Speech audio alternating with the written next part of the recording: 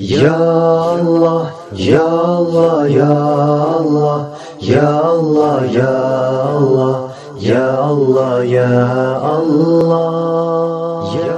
Canzıman taraf şəfqətsizlikdə özlərinin hücumda tərəfə yetməydiganlığını gördü. Biz bularning huquq mənsəb üçün g'aljilaşqanligidan iborat bir reallikqa sal qarshaq bo'lmaydi. Chunki Canzıman taraf yoki Canzıman o'lgan taqdirdami shuning o'xshagan biror taraf hujumda taraf yo'qtiman deydigan uningdan shafqatsiz bo'lmaydi. Agar undaq bo'la olmasa o'zining nima kun ko'rganligini biladi. Bugungi kunda Xitoy xalqiga va dunyoga bizni qattiq bostirganlik sababidan hech qanday ish chiqmadi va hali xotirjam bo'ldi deb tushuntiryapti. Lekin kushandira sahna asrini o'zing izlab, rolni o'zing ilib, o'zing o'ynab, o'ltirganni o'ltirib, so'laydiganni so'lab, sahnani qolli yig'ishtirib, endi o'zing yaxshiroq bo'lib olmoqchimi? Jahon zo'rining tomosha koni degan gapga bu desa, yana ba'zilari ha sen o'zing o'xshagan birsining balki sendimi shafqatsiz birsining son qarshi drama asri izlab, bu musulmonlarni qayt qo'zg'atib, asarchiga qoral ko'rinishini ilib bularga qoral taqasa vatan xoini bo'ldi demsan, sen o'zingning dramangda maqsading yetish uchun qo'li qoral olding aniq bo'lgan 10 mingga musulmon chegara ichib bersang, vatan xoini bo'lmaysan. Acaba men dramamga qoral ko'rinishni kirgizsam vatan xoini bo'lamanmi? Vatan xoini degan mag'lub bo'lgan tarafdir. Chegara ichishni men sen o'tib qo'yay deb o'chmanlik qisoschida lavuldab inib dram izlayotgan kushandaning dramasi qachon boshlanadi deb qo'rqib uyqum kelmay, atrofdagi bo'layotgan ishlardan hech xabarsiz saddam millionlab musulmonlarni kushandamning dramasida usta o'ynab, o'zimning yo'llar o'zimni joylab salmasin deb yo'qolan banolar bilan tutib turayotganligini kim bilmaydi deb qaraydiganlar ham yo'q emas. O'z gapimiz kelsak, mumkin hujumda o'tirib, o'z kushandisini umumyuzlik sundirib, podshohlab tashlagandan keyin bir-birisiga bosh barmoqini chiqarib qaltis degunicha o'zlari bir-birini tabriklashgan. Maqsadga yetishda bizdan naqadar foydalanib ketganligini farosat hisoblab qadaqsa qushtirgan. Teshi demisimi ichida bu Uyg'urlar shijoatli jangor bo'lgani bilan bak sadda faqat ishqmaydi ekan deb o'ylab qolgan bo'lishi ham mumkin. Shundaqla kan qarindoshlarimizmi Shougandan Urumchigacha, uningdan chegaraning maqsadlik ichilishigacha Jang Chunshan o'ltirgan 5 yilda jihad, hijrat va amaliy jihad harakatlarining yuqori pallaga chiqishigacha bo'lgan jarayonda qilganlarimizning hammasi hujumda taraf bizib chiqqan dramaning g'albilik oyoqlashishiga asosiy to'p qo'shqanlik bo'pti-ku. Shundaqla o'z maqsadiga yetkicha bizni kuch kiritib, maqsad yetib bo'lgandan keyin millionlarni sulab, ularning qolgan ayollarga tajovuz qilgan Canzıman tarafdimi vahshiy birisining taxtga chiqishiga rol olib qapti-ku deb o'ylab qilishi. Buni qarindoshlarimiz o'ylamagan taqdirdami, lekin vatandoshchi va sirtdagi keng ziyolilar, vatandoshlar, o'qituvchi, o'quvchilar bu degan Xitoyning yilisi agar yili bo'lmasa qandoqsa 10 mingga odam chegaradan chiqib ketalaydi. Xitoyning yilisiga aldanmanglar deb sizdan ogohlantirmadikmi? Mana demisimi shundoq ekan-ku deb o'ylab qilishi ham mumkin. İş rastla şundaqmı? Ana şu kommunist Xitoy kafirlar o'ylagandek biz ishqmas, vaziyatni tushunmaydigan sodda musulmonmi? Alloh subhanahu va taolo o'lgandan keyin tirlash, hisob berish yo'q deb o'ylaydigan kafirlarga kalla, ya'ni hargiz undaq emas deb javob berdi. Shundaq, hargiz undaq emas. Balki bu ish hargizmi Xitoy kommunistlari o'ylab qolgandek emas. Bizniki o'xshash bir ish, xuddi bir qilib qo'yib qo'ygandek bir ish Shayx Osamadan so'raldi. Muxbir Shayx Osamadan: "Ya Shayx, siz Sovet ittifoqiga qarshi dunyoning har qaysi joylaridan Afg'on jihodiga keldinglar. Amerika havodan bo'lamdi, quruqdan bo'lamdi, yo'llarni keng ichib o'tdi. Arab davlatlarining hamma yerda jihod davlatiga so'r nozirlab berdi. Peshavorning orqa bazanglar bo'lish uchun Pokiston bilan birlashib o'rin hozirlab berdi. Mana bugungi kunda Sovet ittifoqi yimirilib chul-chul bo'lib ketdi. Mana sizlarning qilgan jihodinglarning natijasi Amerikaning dunyodagi kushandisi Sovet ittifoqini yimirib, Amerikani bugungi dunyodagi birdan-bir eng kuchli davlat oynasini keltirib chiqardi-ku deganda Shayx Osama javoban: "Bu masalani oddiy musulmonlarning tushunish uchun bir misol keltiray. Bu bir tijoratga o'xshaydi. Musulmonlar davlat qursimi islom shariat yo'li qo'ygan asosda kofir bilan tijorat qiladi. Bu tijoratda ikkili taraf foydaladi. Kafir foyda olib oldi ekan deb tijoratni tashlab qo'yilmaydi. Shuningga o'xshagan biz Afg'on jihodiga Alloh va uning rasulining chaqiriq ovoz qo'shib keldik. Hargizmi Amerikaning siyosiy ovoz qo'shib kelmadik. Bunda qilsak Amerika foyda olib oldi ekan deb Afg'on qarindoshlarimizni yordamsiz tashlab qo'ysak bo'lmaydi deganda muxbirning dimi ichiga tushgan. Şuna mayli Urumchi, Qashqar, Xotan, Oqsu, Uchturpan, Kulmin qatorliq joylarda izzat va shon sharafimizni qo'g'dab qo'limizga tosh kelsa qilich oldik. Dinimizni, izzat obro'yimizni saqlash uchun 10 minglab hijrat qilib, Alloh va uning rasuliga ovoz qo'shdik. Hargizmi sizning ichi purab ketgan siyosiy ovoz qo'shib qilmadik. Sizning rahimsizlik, shafqatsizlik, yolg'onchilik, quvliq, shumliq, yilimiga to'shib, chirib, ich purab ketgan, u yer bu yerdan terib kelgan siyosatingni tushunmasakmi, vafodorlikni, ixlosni, rostchilikni, omonatni, mardlikni yutadigan Qur'on sunnat bizga yetadi. Xo'jantov taraf Janziman tarafni yo'qotishda qo'llangan rahimsizlikni qo'l ostidagilarga huquq mansabga bo'lgan g'oljirlikni yo'shirish uchun bu Xitoy ichining birlikka kelishini ishga oshirishda basmis bo'lmaydigan muhim bir qadam deb tushundirdi. Ham agar ishimiz birlik kelmasa, Amerika qatorliq davlatlar ichimizdagi ittifoqsizlikdan foydalanib, bizni besib bosh ko'tarib qo'ymaydi. Mana ziddiyatimiz tufaylidan 10 minglagan odam chegarani o'tib ketdi. Amaliyotda bu dramani o'zi ishlagan bo'lsa-mu, shuningdek gaplar va kelgusida beradigan huquqlardan bularni to'playdi. Haqiqatan ko'rinishdimi Xitoyning ichi birlik kelgandek holat shakllandi. Mana bu birlikdan eng ko'p ziyanga uchrashlar biz bo'ldik. Bular yuqoridan tortib tovangacha, yezdan tortib mahallagacha bir tutash moslashgan holda bizni nazorat ostiga elib, millionlab musulmonlarni qamoqqa oldi. Chunki shayton bularning aqliga agar sen bularni yo'qotmasang yoki tutib turmasang, Amerika va shuningga o'xshagan kushandilaring seni bular orqali vayron qilib parchalab tashlaydi deb puvdaydi. Shundan bular shaytonning chaqiriga ovoz qo'shib, diniga munosabatlik butun yo'lni etishga otinish bilan bir tarafdan Amerika bilan taqdirdoshlikda o'rtoqlashsa, yana bir tarafdan keyingi qismlar so'ziladigan qismatga so'riladi. Bu taqdirdoshlik biz hozirgacha yashmay qo'yib qo'ygan tugunga munosabatlik. Birinchi, Amerika Afg'on jihodida mujohidlarga yordam berib, Sovet ittifoqini parchalab, dunyodagi birdan-bir eng kuchli davlatga aylandi. Lekin bu o'zining g'alabasini musulmonlarga yordam berganligidan va islom tashviqotining keng tarqalishiga imkon yaratib berganligidan ko'rmay, balki bu o'zimning aql parastimdan keldi deb bildi. O'xshashlam Xo'jantov tarafmi Janziman tarafni yo'qotishda astirdan islomni kuchaytirib, Janzimanni yo'qotib, Xitoydagi birdan-bir kuchga aylandi. Shundaqla Xo'jantov tarafmi o'zining g'alabasini astirdan islom tashviqotlariga yo'l qo'yganligidan va dinni saqlash uchun hijrat qilgan musulmonlarga yo'l ichib berganligidan deb qaramay, balki o'zini donishmand va yiroq ko'rar deb hisobladi. Shunday qilib, Afg'on jihodida Amerika siyosatiga tayinib g'alaba qildi. Mujohidlar Allohning chaqiriqiga ovoz qo'shib g'alaba qildi. Sovet ittifoqi bo'lsa yemirildi. O'xshashlam Xo'jantov siyosatiga tayinib g'alaba qildi. Musulmonlarmi Allohning chaqiriqiga ovoz qo'shib 10 minglab hijrat qilib, necha ming qo'li qurol ilib kelgusi g'alabaning asosini tikladi. Janziman taraf bo'lsa ig'ir badal to'lab sundi. Afg'on jihodida Sovet ittifoqi yemirilguchi bo'lgan orliqda millionlab musulmonlar o'ldirildi, qamoq ilinib, ig'ir badal to'ldi.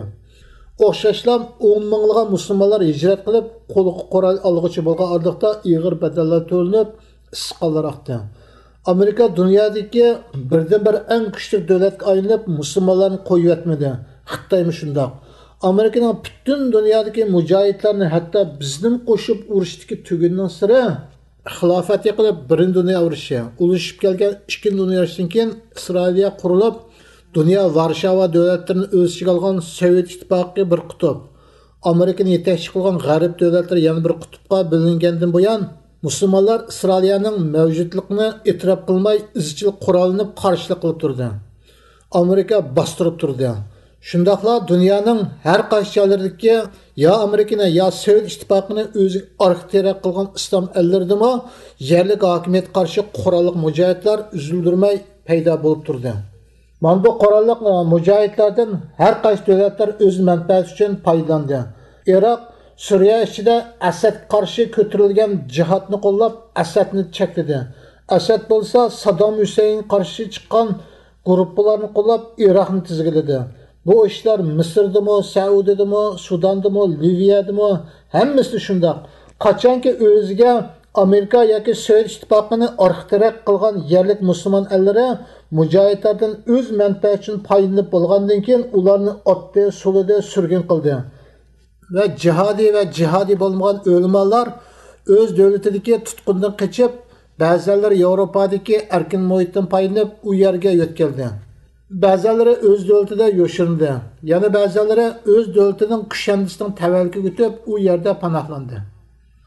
Mana bu xiyonat, sotqinlikning qurboni bo'lgan jihodiy fikrdagilar zamin ustida shariat tatbiq qilinadigan bir o'rin hozirlanmoqcha musulmonlar ichida chechilang'ulikning davomlashaveradiganligini tunib, amsi nima qilish kerak deb turganda Afg'on jihodi boshlandi. Amerika yeşil chiroq yondirdi. Bütün dunyo chechilib ketgan jihodiy fikrdagilar ham jihodiy fikri bo'lmaganlar Afg'onistonga qarab yiqishga boshladi. Faqat Saudiyadan kelgan mujohidlarning soni 30 ming bo'lgan. Qolganlar 30 ming jami taqriban 60 ming muhojir qo'li qurol olgan. Lekin hammasining maqsadi boshqa.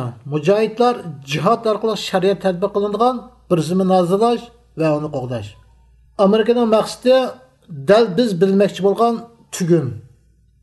Amerikaning siyosiyonlari, askari qo'mondonlari, mutafakkirlari xilofat yiqilgandan buyon jihodiy harakatlarning izchil mavjud bo'lib turishi, taraqqilishi va o'z yerlari turolmay Yevropa ellariga ko'chgan o'lmalarning Yevropadagi erkin muhitdan foydalanib dinni tashviq qilishi va Yevropa xalqlarining ichiga qanot yaydirib zo'r g'alabalarni qo'lga keltirishining birdan-bir sababi dunyoning ikki bo'linganligidir deb qaragan. Ya'ni Amerika siyosiyonlarining nazarida Amerika ve Sovet ittifoqidan iborat ikki qutbga bo'lingan holatdan jihodiy harakatlar foydalanib o'zlarini taraqqiy qildirish fursati erishgan deb qaragan. Shunga jihodiy harakatlarni to'sish va kelgusida o'tmishdagi o'xshash kuchli bir islomiy amirlikning qurilib kelishining oldini olishning chiqish yo'li Amerika va uning ittifoqdoshlarini yer shari ustidagi yagona bir kuchga aylantirish. Mana Amerikaning Sovet ittifoqiga qarshi mujohidlarga yeşil chiroq yoqib berishi musulmonlarga ko'ngil bo'lganimi? Balki kelgusida musulmonlarni xususan mujohiddan texmi izish va bosh ko'tarolmas qilib o'tishdir. Shunga o'xshagan Hujinto tarafning o'z kushandisiga qarshi musulmonlarga ostirtin ko'z yumishi hargizmi xayr xalqdan bo'lgan emas. Balki o'z kushandisini yo'qotib bo'lgandan keyin butun Xitoy ost-üstü birleşken halda musulmonlarga azapның en qattiqini tetitish navbatda ko'rayotganimizdek. Bu kafirlar hech nimada birlasholmasimi musulmonlar qarshi maydonlarda o'zaro quchoqlashadi. Shunday qilib 11-sentabr jihodidan keyin Amerika bütün davlatlarni atrofiga yig'di. Amerikaning bularning hammasini atrofiga yig'ishda ishlatgan iqtisodiy, siyosiy aktivchilik to'g'risida to'xtalish maqsad emas. Mana oxiri bütün davlatlarni atrofiga to'plab, bütün dunyo xalqiga yo o'zlari taraf turishga, yo terrorchilar taraf turishga chaqirdi. Amerika bütün dunyo bilan o'z yetakchiligi ostida bir yoqdan bosh, bir yoqdan qo'l chiqarib, mujohidlarga qarshi zarba berganda uzul kesil g'albini qo'lga keltirgil bo'ldi deb o'yladi, o'zining aqli va tajribasi bo'yicha. Jihodiy o'lmalar bo'lsa Amerikaning mag'lub bo'lganligini Alloh bilan qasam qilib turib dedi. Ham Amerikaning mag'lub bo'lg'uchi bo'lgan orliqda ummatni o'qtot kuniga kirdiganligida ogohlantirdi. Ya'ni lavuldab turgan o't bilan to'shqizilgan o'rakka eliq ayolning quchoqdagi bolasi qarab o'rak sakrashdan ikkilinib qolganda bolasining zuvon kelib sakrang ana siz haq ustida degan vaqar ekan. Jihodiy o'lmalar degandek ummatga o'qtot kuni keldi. Amerikani markaz qilgan holda bütün dunyoda bir tuta jihodiy fikrdagilar va shuning o'xshagan mujohidlarni o'ltirish, solash, o'tkazib berish, xo'rlash, nomuslar tegish boshlab ish taraqqilab oxiri turmalardan hamshirlarning agar o'zini qutqiza olmasa turmani bombardimon qilib o'tish talab qilib xat chiqardi. Chunki hamshirlar qilingan tajovuzdan o'zlarini o'ltirishdan ham ojiz kelgan edi. Men bugungi kunda Amerika siyosiyonlarining Amerikaning o'q qilgan holda bir tutash musulmonlarga zarar berib, ularni bosh ko'tara olmas qilish siyosati g'alaba qildimi. Balki Amerikaning burni Afg'onistonda tashqorilib, hasratini istiginicha barmoqini tishladi. Mujohidlar Kabulni fath qilib, o'zining yangi imoratini qaytadan tiklab, shukr sajda qildi. Chunki bu g'alaba Alloh subhanahu va taoloning va'dasiga ishonganlikdan bo'lgan edi. Lekin Amerika Sovet ittifoqi o'xshash parchalanib ketgandek sunmadi. Bundaq bo'lishi Amerikani orqadan yo'lab turadigan davlatlarning ko'pligida. Shundaqla Amerika chekingandan keyin Afg'on hukumati 3 yilgacha bardosh bera oladi degan qarashning aksicha Amerikaning oxirgi chekinish muddati bo'lgan 9-oyning 1-kunigacha Panjshirdan boshqa butun Afg'oniston fath bo'ldi. Amerika chekinib uzun o'tmay Ostirtdan Rus, Xitoy, Tojikiston qo'llagan Panjshirni Talibanlarning qo'liga o'tdi. Ham bunun bilan birga odamni o'yga soladigan fikrlarmi bulung pushqoqlardan chiqishga boshladi. Amerika ili ham dunyodagi eng kuchli davlatdir. Rus, Xitoy, Tojikiston Ostirtdan qo'llagan Panjshirdan boshqa joylarning hammasi hatto Kabuldan tortib butunlay Talibanlarga asos jihatdan urushsiz topshirib berildi. Bu ish Amerika oxirgi qatim Kabul aerodromidan ayrilgancha shundoq bo'ldi. Tushunsak, mushu topshirib berilgan joylarning mudofaa qurilmasini ko'radigan bo'lsak, urush qilish to'g'ri kelsa, oz qurbonlik ketmaydi, hatto yillar ketishi ham mumkin. Agar Amerika Afg'on armiyasidan Talibanlarni urush qilayotgan holat tashlab chekinib chiqib ketsa, bu urushning foydasi kimga bo'ladi? Albatta, Amerikaning 20 yil Taliban bilan qilgan urushi Rus bilan Xitoyga foyda bo'lgandek, o'xshashdan buning foydasi Rus bilan Xitoyga bo'ldi. Shundaqla Amerika chiqib ketgandan keyin Rus bilan Xitoy Afg'on armiyasini iqtisod va qurol bilan ta'minlab, Afg'on armiyasi bilan Talibanlar orasidagi urushni bir necha yilga so'zib o'tishi mumkin. Mayli Rus, mayli Xitoy qaysi biri bo'lmasin, Afg'on armiyasining hamon halok bo'lganligini biladi. Ammo sen nimishqa hamon halok bo'lgan bir armiyaga yordam berdi degan kelsak, buning ichiga Xitoyga o'zi planlagan maqsadga yetish uchun vaqt kerak. Amerikada Yaponiya ofisi aytganda, Amerikaga qalqon bo'lib jang qilayotgan Afg'on armiyasi Amerika chiqib ketgandan keyin Rossiya bilan Xitoy qalqon bo'lib jang qilib, bo'libmi Xitoyga vaqt yaratib bersa bo'lmaydi. Chunki Spratel taqim orollari, Sinkaku va Tayvan bo'g'izining holati jiddiy. Maqsadga yetish uchun vaqt kerak. Turkiyaning shimoldagi o'zbek, turkmen qatorliq qavmlarini qo'g'dayman deb Amerika bilan oxirgacha aerodromni saqlab turishimi nazardan saqit qilinmadi. Amerika Turkiyaning bu ro'yini ko'p maqtadi. Shuning bilan oldi bilan Eron va vatani Sharq Turkistonga chegaralangan Vaxan koridori Talibanlar qo'liga o'tdi. Ondan Tojikiston bilan chegaralangan Shirxon bandari va Pokiston, O'zbekiston, Turkmaniston bilan chegaralangan Eg'izlarning hammasi Talibanlar qo'liga o'tdi. Afg'on armiyasi butun kuchi bilan Rus, Xitoy, Tojikiston Ostirtdan qo'llayotgan Panjshir vodiysiga to'plandi. Lekin bularga qo'rqitdan keladigan yordam eg'izlar hammasi Talibanlar tomonidan egallangan. Chunki birinchi qatimliq imorat vaqtida Pokiston, Xitoy, Rus, Tojikiston qatorliq davlatlardan Badaxshan orqali Panjshir vodiysiga askariy yordamlar uzilmay kelib, Taliban qarshi hujum o'tib, Kabulni bombardimon qilib turibdi. Endi bu qo'rqitdan keladigan yordam eg'izlarining hammasi Talibanlar qo'lida. Shunga Amerika teshida demismi Turkiyaga ma'nli qilib, men Afg'onistondan chiqib ketgandan keyin seni Rus, Xitoy, Eron, Tojikiston qatorliq davlatlar bilan birlashib Afg'oniston zaminida qayta shaxmat tizdi deb o'ylamayman. Ammo har qanday ish yuz beradigan bu dunyoda ehtiyot qilmasak ham bo'lmaydi. Chegara eg'izlarining hammasi Talibanlarning qo'liga o'tib bo'ldi. Uning ustiga hammanglar askar ilminglarni Amerikada oshirgan.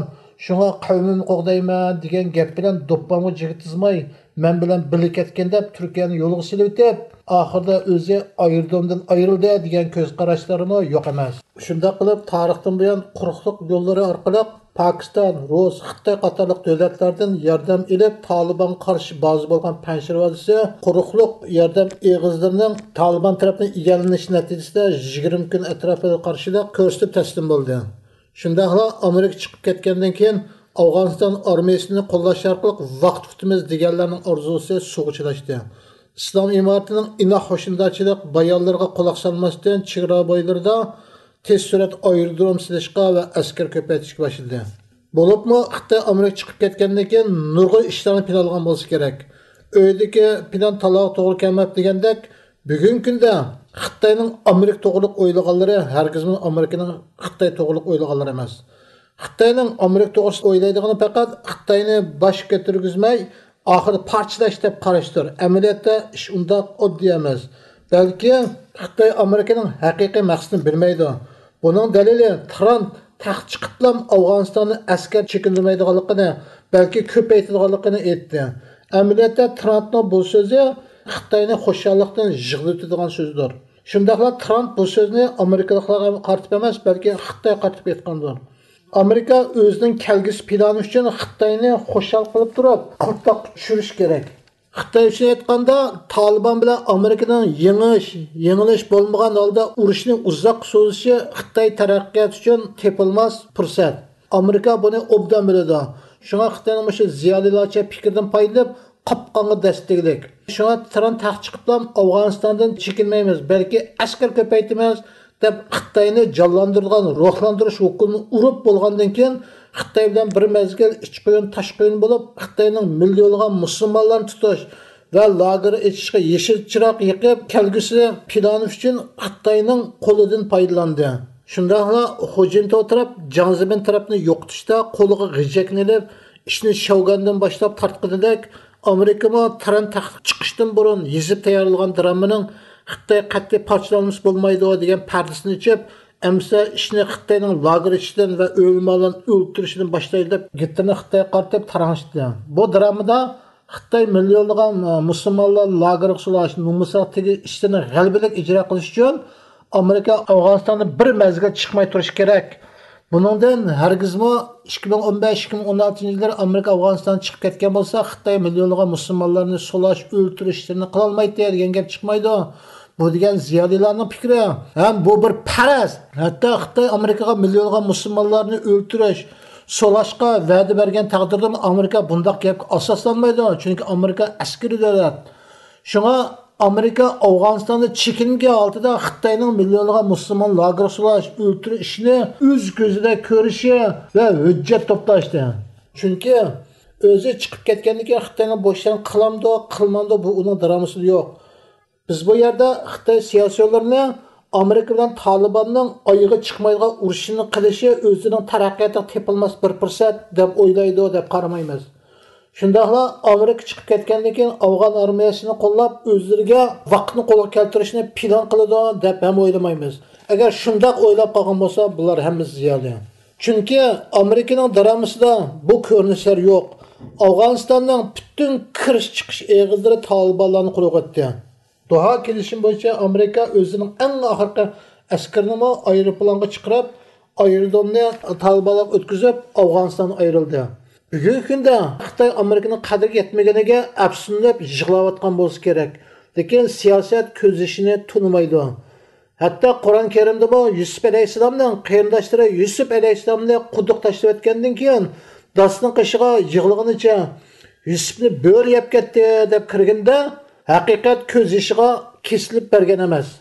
Shunday qilib Xitoyning Amerika bilan bo'lgan ziddiyatidagi pasifligi kundan-kunga eshib beryapti. Mümkün Xitoy o'zlarining qirtoq tushganligini his qilgan bo'lsa kerak. Albatta Wang Laochang o'zining qirtoq tushganini bilgan, lekin uni bilgani uning mag'lubiyatining oldini ola olmagan. Hu Jintao taraf Jiang Zemin tarafga davlat darajalik drama ishlaydi. Amerika Xitoyga xalqaro darajalik drama ishlaydi. Al jaza min jinsil amal. Albatta jazo mukofot o'z tipidan bo'ladi. Amerikaning Xitoyga qarshi tunji qadamini g'albalik bosalishi, shundaqla amaliy halqiliq bo'lgan qadamini bosalishi uning Xitoyning qo'li bilan musulmonlarni keng ko'lamli tutib solash, nomuslarga tegish, o'ltirish, masjidlarni choqquzu ishlarini pam bilan ishga oshira olishida. Amerikaning Xitoy bilolmagidek darajada tuzgan plani nima? Nimishqa Amerika o'z planiga yetishda millionlagan musulmonlarning lagerda yetishiga, o'ltirilishiga va nomuslarga tajovuz qilishga ehtiyoj bo'ladi. Bularning tafsiloti bu qismning maqsadi emas. Bu kuzish amali 6 qismdir. Buning birinchi qismi sizlar bilan yuz ko'rishgan Urumchi voqeasidir. Ikkinchi qismi Xitoy davlatining tayanch asosi, uchinchi qismi xalqaro vaziyat, to'rtinchi qismi Yoqubbek, beshinchi qismi nasihat, oltinchi qismi kuzish. Ya Allah, ya Allah, ya Allah, ya Allah, ya